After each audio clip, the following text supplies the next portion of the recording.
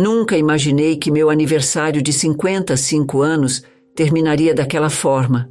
Desde o amanhecer, uma sensação estranha me acompanhava, como se algo ruim estivesse para acontecer.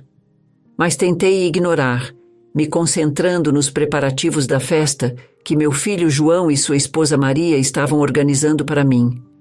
Chegando na casa deles no fim da tarde, fui recebida com expressões frias e distantes, bem diferentes dos sorrisos calorosos de outrora. Maria foi direta ao ponto, me entregando uma mala com alguns pertences meus. Ana, acho melhor a senhora ir embora. Não queremos mais você aqui. As palavras dela me atingiram como facas afiadas. Olhei para João em busca de apoio, mas ele desviou o olhar, claramente constrangido, mas sem coragem de me defender. Senti meu coração se partir em 1000 pedaços. Como eles podiam fazer isso comigo, logo no dia do meu aniversário? Saí cambaleando pela rua, as lágrimas embaçando minha visão, sem saber para onde ir. Foi quando ouvi uma voz familiar me chamando. Era Beatriz, minha amiga de longa data. Ana, o que houve? Você está bem? Ela me amparou, vendo meu estado deplorável. Entre soluços, contei a ela o que João e Maria tinham feito. A indignação crescia no rosto de Beatriz a cada palavra minha. Vem, você vai ficar na minha casa. Não vou te deixar na rua. E esses dois... Ah, eles vão se arrepender amargamente do que fizeram.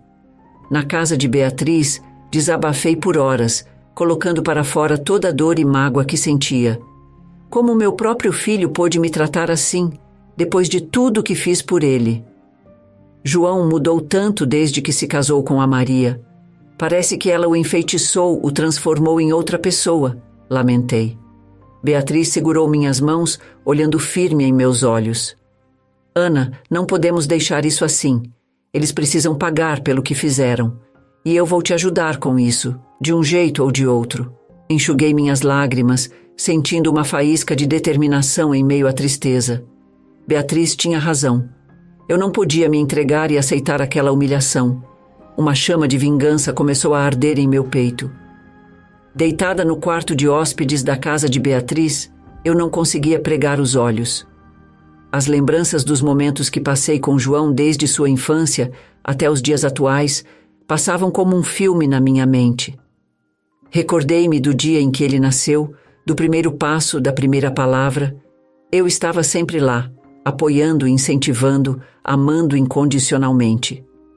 E quando o pai dele nos abandonou, foi em mim que João encontrou força para seguir em frente.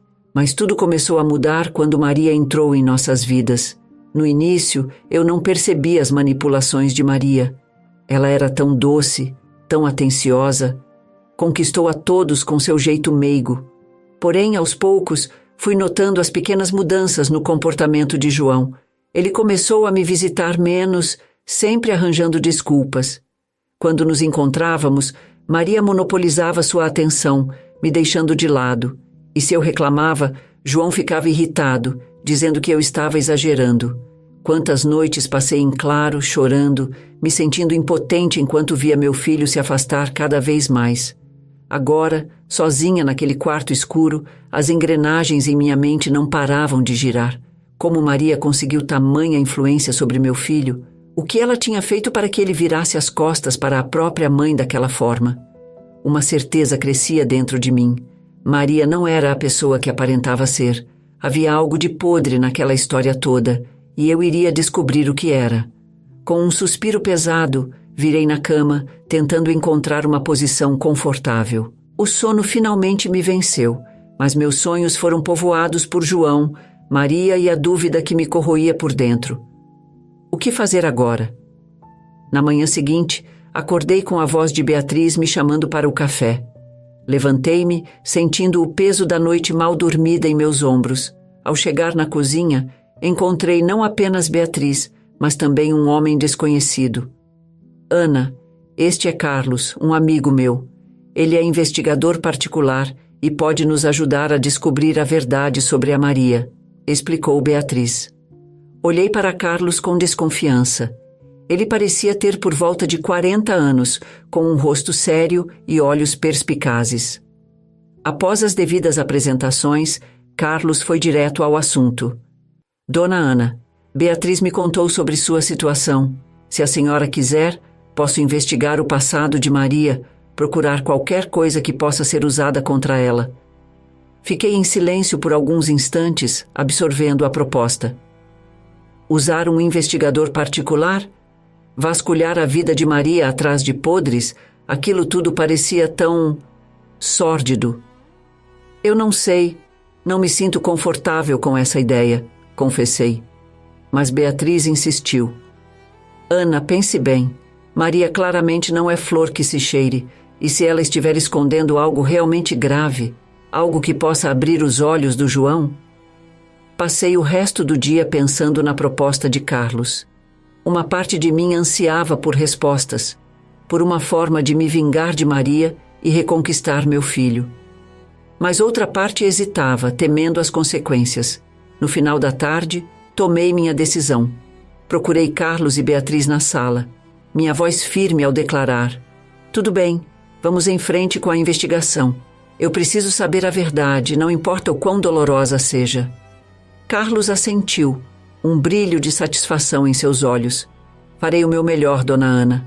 Se Maria tiver segredos, eu os encontrarei. Ao me deitar naquela noite, senti um misto de ansiedade e determinação. A vingança estava apenas começando. 2 semanas se passaram desde que Carlos começou a investigar o passado de Maria. A cada dia, minha ansiedade crescia, imaginando o que ele poderia descobrir. Finalmente recebi uma ligação de Beatriz, dizendo que Carlos tinha novidades para compartilhar. Ao chegar na casa de Beatriz, encontrei os dois na sala, com expressões sombrias. Carlos segurava uma pasta de aparência oficial. Dona Ana, acho melhor a senhora se sentar, disse ele indicando o sofá. Com mãos trêmulas, abri a pasta que Carlos me entregou. Meus olhos percorriam rapidamente as páginas, absorvendo as informações ali contidas. A cada linha, sentia meu estômago se contorcer. Maria tinha um passado criminoso. Roubos, fraudes, até mesmo um envolvimento em um caso de assassinato. Ela tinha cumprido pena na prisão por alguns anos antes de conhecer João. E pelo visto ela nunca contou nada disso a ele. Isso é horrível, balbuciei, erguendo os olhos para encarar Beatriz e Carlos. Como ela pôde esconder algo assim? Beatriz segurou minha mão, oferecendo apoio silencioso. Carlos, por sua vez, parecia pensativo. A questão agora é: o que faremos com essas informações? Indagou Carlos. Eu estava dividida. Uma parte de mim queria confrontar Maria imediatamente, jogar a verdade na cara dela e ver sua reação. Mas outra parte temia a reação de João. Será que ele acreditaria em mim? Ou ficaria do lado da esposa, me acusando de tentar destruir seu casamento? Eu não sei, admiti, sentindo-me perdida. Talvez seja melhor tentar falar com o João primeiro, mostrar a ele o que descobrimos. Beatriz concordou. É uma boa ideia, Ana. Ele precisa saber com quem se casou. E se ele não acreditar, bem, então teremos que pensar em outra estratégia. Encarei novamente os papéis em minhas mãos, sentindo o peso daquelas revelações. O que quer que eu decidisse fazer, sabia que não havia mais volta. A verdade sobre Maria estava prestes a vir à tona, para o bem ou para o mal. Decidi confrontar João com as informações que Carlos havia descoberto. Marquei um encontro com ele em um café, longe dos olhos e ouvidos de Maria. Quando ele chegou, pude notar a surpresa em seu rosto ao me ver. Mãe, o que está fazendo aqui? Achei que não quisesse mais me ver depois do que aconteceu. Respirei fundo, tentando manter a compostura. João, precisamos conversar, é sobre a Maria. Entreguei a João a pasta com as evidências do passado de Maria. Ele folheou os papéis, a incredulidade estampada em seu rosto a cada página virada. Isso não pode ser verdade. Ele balbuciou. A Maria não faria essas coisas. Alguém deve ter forjado esses documentos. Tentei argumentar, explicar que tudo ali era real, mas João não queria ouvir. Ele me acusou de tentar destruir seu casamento, de inventar mentiras por não gostar de Maria. Eu não acredito em você, mãe. Não depois do que fez. A Maria é minha esposa e eu confio nela, ele declarou devolvendo-me a pasta. Saí do café com o coração partido. João não acreditava em mim. Maria havia feito um ótimo trabalho em manipulá-lo, em fazê-lo duvidar da própria mãe. Mais tarde, recebi uma ligação furiosa de Maria.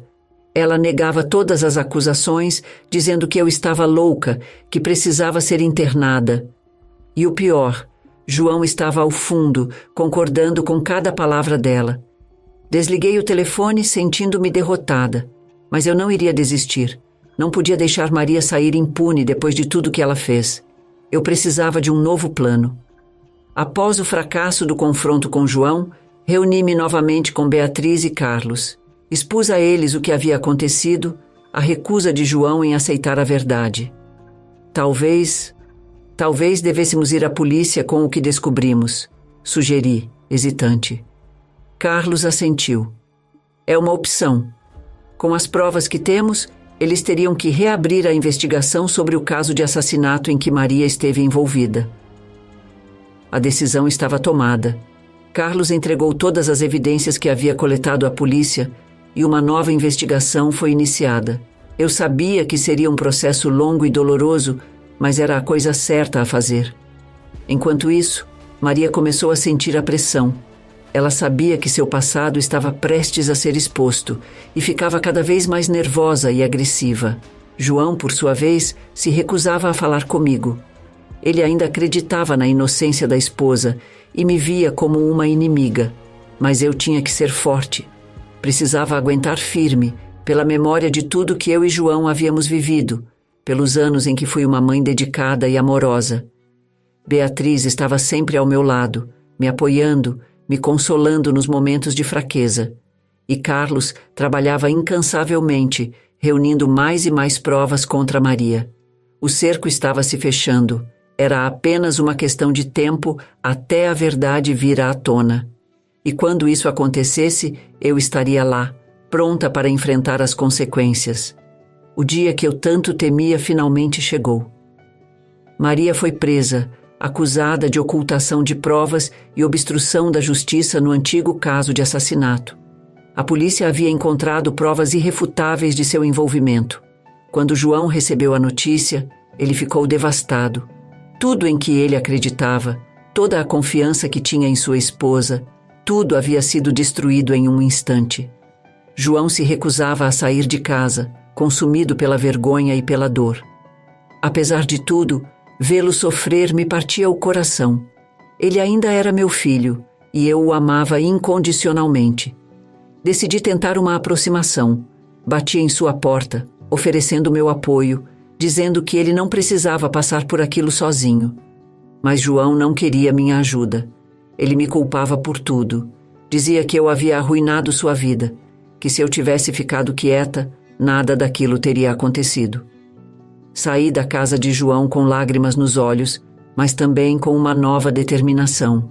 Eu havia feito a coisa certa. Havia lutado pela verdade e pela justiça, mesmo que isso tivesse custado meu relacionamento com meu filho. Mas eu não desistiria dele. Continuaria tentando, dia após dia, até que ele percebesse que eu sempre estive ao seu lado, que sempre o amei mais do que tudo. E talvez, um dia, ele pudesse me perdoar e me aceitar de volta em sua vida. O julgamento de Maria foi um circo midiático. A cada dia, novos detalhes sórdidos de seu passado eram revelados. Testemunhas eram chamadas, provas eram apresentadas, e a imagem de Maria como uma esposa perfeita e amorosa se desmanchava diante dos olhos de todos.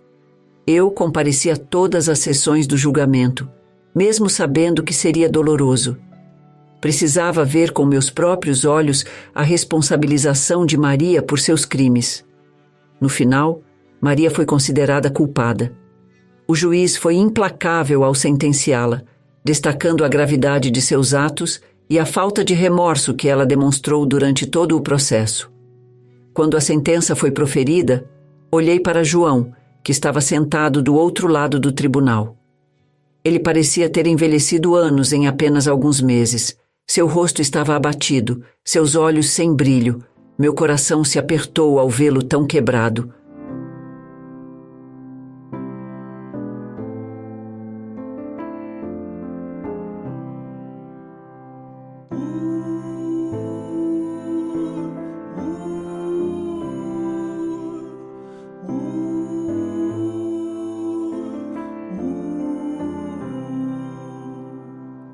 Após o julgamento, João veio até mim.